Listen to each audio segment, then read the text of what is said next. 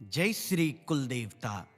पुत्रदा एकादशी के पावन अवसर पर भगवान विष्णु के 108 नामों का श्रवण विशेष फलदायी माना गया है। पुत्रदा एकादशी में यह दिव्य नामावली के 3 पाठ संतान सुख, वंश वृद्धि और पारिवारिक शांति की कामना से सुनी जाती है। श्रद्धा और स्थिर मन से इसका श्रवण करने पर नारायण की कृपा जीवन में संरक्षण, संतुलन और आशीर्वाद प्रदान करती है। तो आइए प्रारंभ करते हैं इस दिव्य नामावली पाठ को। श्री विष्णु अष्टोत्तर शतनामावली। ओम कृष्णाय नमः, ओम केशवाय नमः, ओम केशिशत्रवे नमः, ओम सनातनाय नमः, ओम कंसारये नमः, ओम धेनुकारये नमः, ओम शिशुपालरिपवे नमः, ओम प्रभवे नमः, ओम यशोदानंदनाय नमः, ओम सौरये नमः, ओम पुंडरीकनिभेक्षणाय नमः, ओम दामोदराय नमः, ओम जगन्नाथाय नमः, ओम जगत्प्रियाय नमः, ओम नारायणाय नमः, ओम बलिध्वंसिने नमः, ओम वामनाय नमः, ओम अदितिनंदाय नमः, ओम विष्णवे नमः, ओम यदुकुलश्रेष्ठाय नमः, ओम वासुदेवाय नमः, ओम वसुप्रदाय नमः, ओम अनंताय नमः, ओम कैटभारये नमः, ओम मल्लजिते नमः, ओम नरकांताय नमः, ओम अच्युताय नमः, ओम श्रीधराय नमः, ओम श्रीमते नमः, ओम श्रीपतये नमः, ओम पुरुषोत्तमाय नमः, ओम गोविंदाय नमः, ओम वनमालिने नमः, ओम ऋषिकेशाय नमः, ओम अखिलार्तिघ्ने नमः, ओम नृसिंहाय नमः,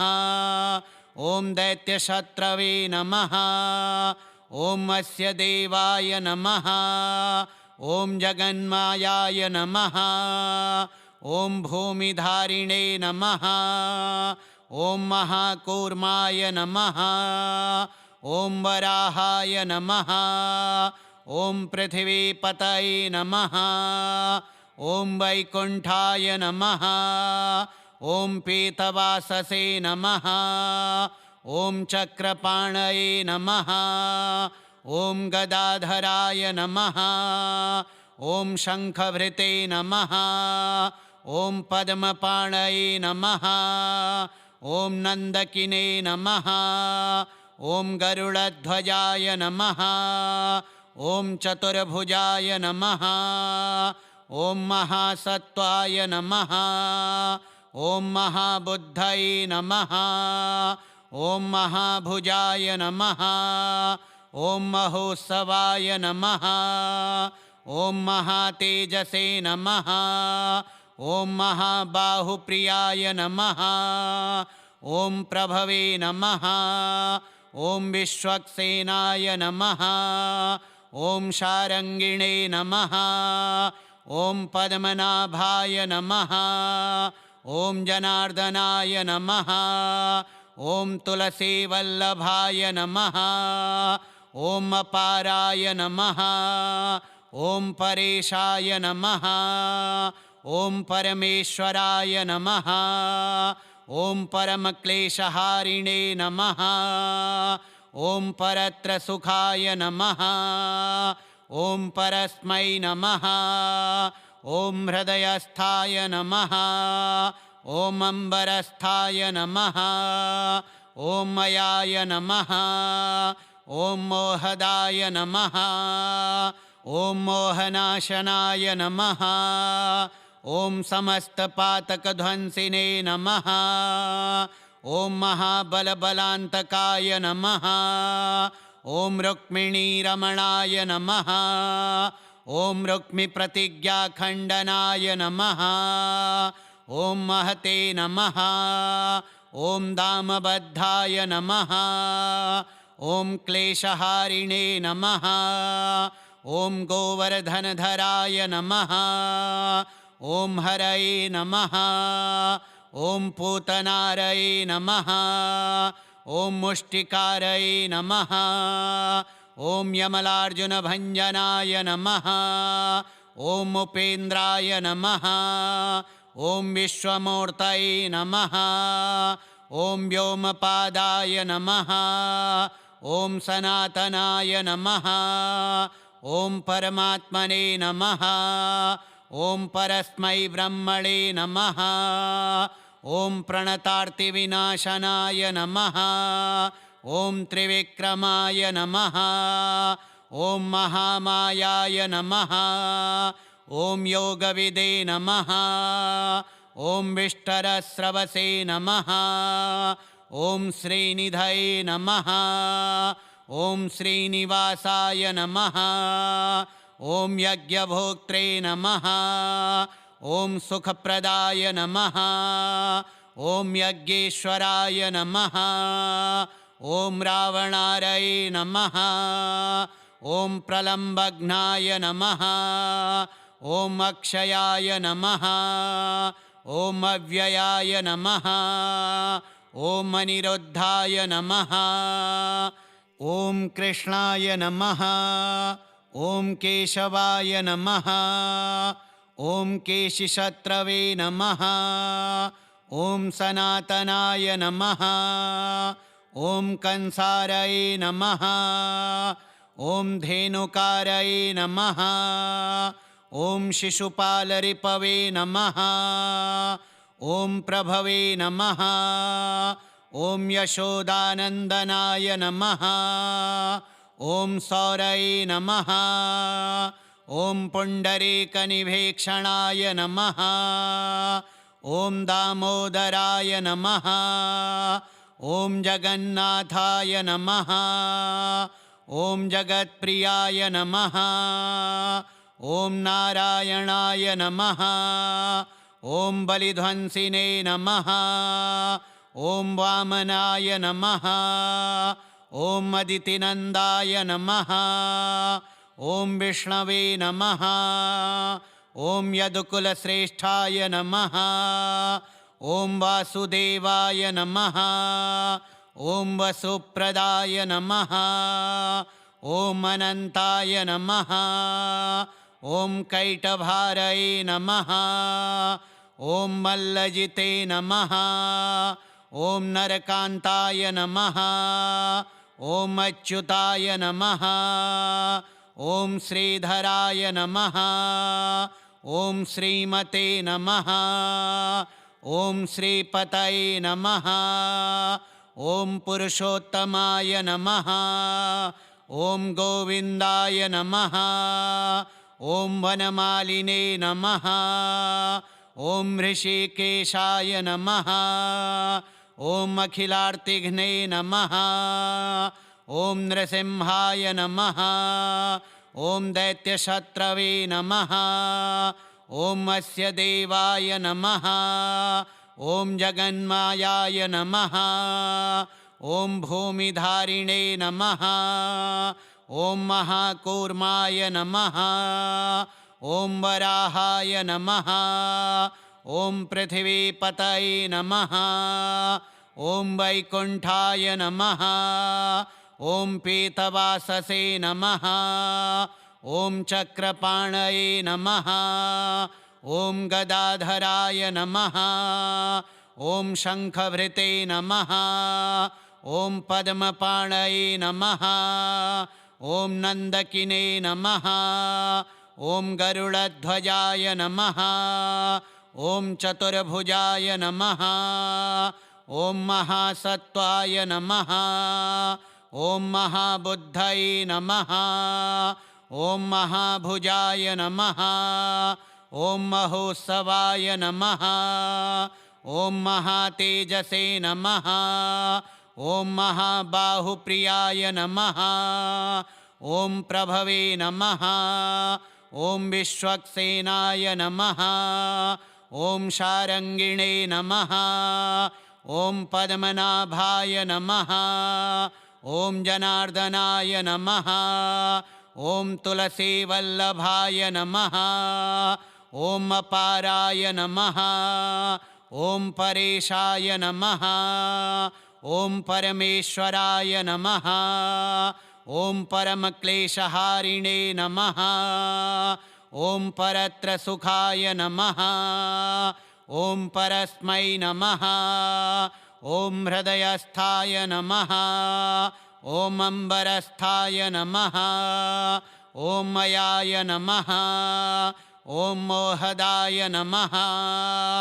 ॐ मोहनाशनाय नमः ॐ समस्तपातकध्वंसिने नमः ॐ महाबलबलान्तकाय नमः ॐ रुक्मिणीरमणाय नमः ॐ रुक्मिप्रतिज्ञाखण्डनाय नमः ॐ महते नमः ॐ दामबद्धाय नमः ॐ क्लेशहारिणे नमः ॐ गोवर्धनधराय नमः ॐ हरये नमः ॐ पूतनारये नमः ॐ मुष्टिकारये नमः ॐ यमलार्जुनभञ्जनाय नमः ॐ उपेन्द्राय नमः ॐ विश्वमूर्तये नमः ॐ व्योमपादाय नमः ॐ सनातनाय नमः ॐ परमात्मने नमः ॐ परस्मै ब्रह्मणे नमः ॐ प्रणतार्तिविनाशनाय नमः ॐ त्रिविक्रमाय नमः ॐ महामायाय नमः ॐ योगविदे नमः ॐ विष्टरस्रवसे नमः ॐ श्रीनिधये नमः ॐ श्रीनिवासाय नमः ॐ यज्ञभोक्त्रे नमः ॐ सुखप्रदाय नमः ॐ यज्ञेश्वराय नमः ॐ रावणारये नमः ॐ प्रलम्बघ्नाय नमः ॐ अक्षयाय नमः ॐ अव्ययाय नमः ॐ अनिरुद्धाय नमः ॐ कृष्णाय नमः ॐ केशवाय नमः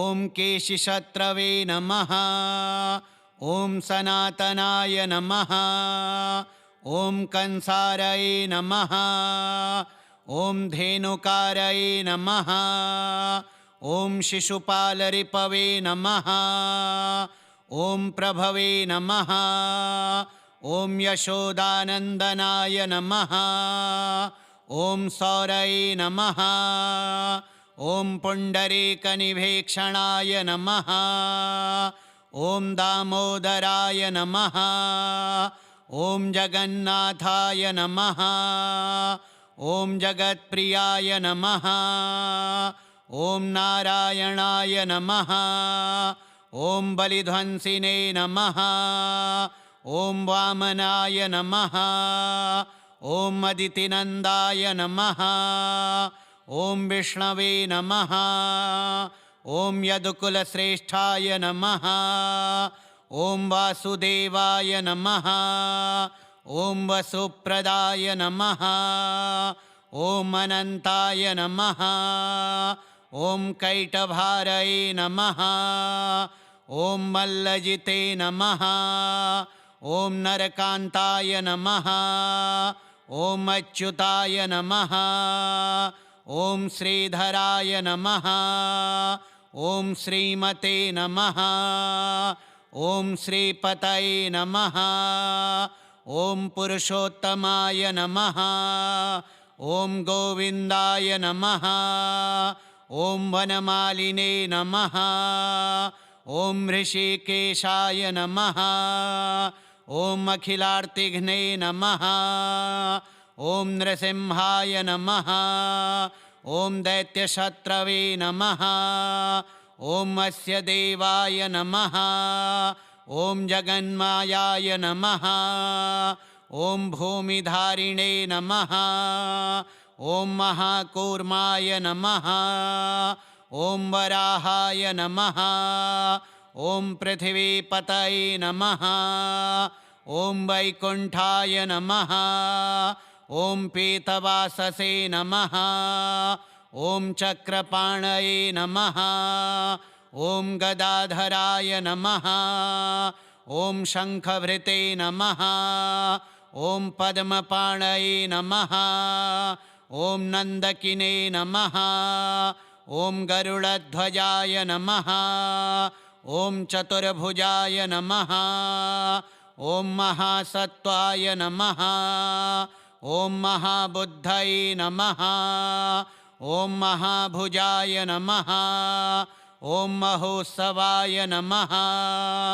ॐ महातेजसे नमः ॐ महाबाहुप्रियाय नमः ॐ प्रभवे नमः ॐ विश्वक्सेनाय नमः ॐ शारङ्गिणे नमः ॐ पद्मनाभाय नमः ॐ जनार्दनाय नमः ॐ तुलसीवल्लभाय नमः ॐ अपाराय नमः ॐ परेशाय नमः ॐ परमेश्वराय नमः ॐ परमक्लेशहारिणे नमः ॐ परत्रसुखाय नमः ॐ परस्मै नमः ॐ हृदयस्थाय नमः ॐ अम्बरस्थाय नमः ॐ मयाय नमः ॐ मोहदाय नमः ॐ मोहनाशनाय नमः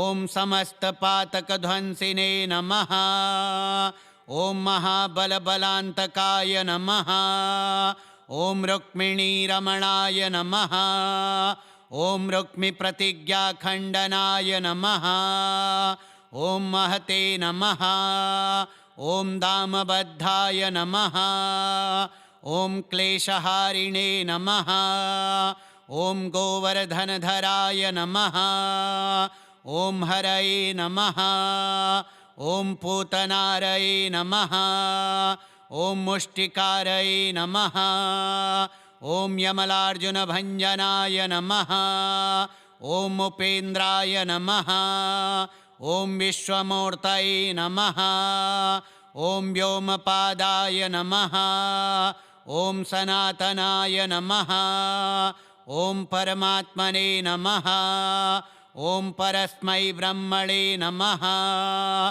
ॐ प्रणतार्तिविनाशनाय नमः ॐ त्रिविक्रमाय नमः ॐ महामायाय नमः ॐ योगविदे नमः ॐ विष्टरस्रवसे नमः ॐ श्रीनिधये नमः ॐ श्रीनिवासाय नमः ॐ यज्ञभोक्त्रे नमः ॐ सुखप्रदाय नमः ॐ यज्ञेश्वराय नमः ॐ रावणारये नमः ॐ प्रलम्बघ्नाय नमः ॐ अक्षयाय नमः ॐ अव्ययाय नमः ॐ अनिरुद्धाय नमः श्रीविष्णु अष्टोत्तरशतनामावलिः श्रीविष्णोर्पणमस्तु।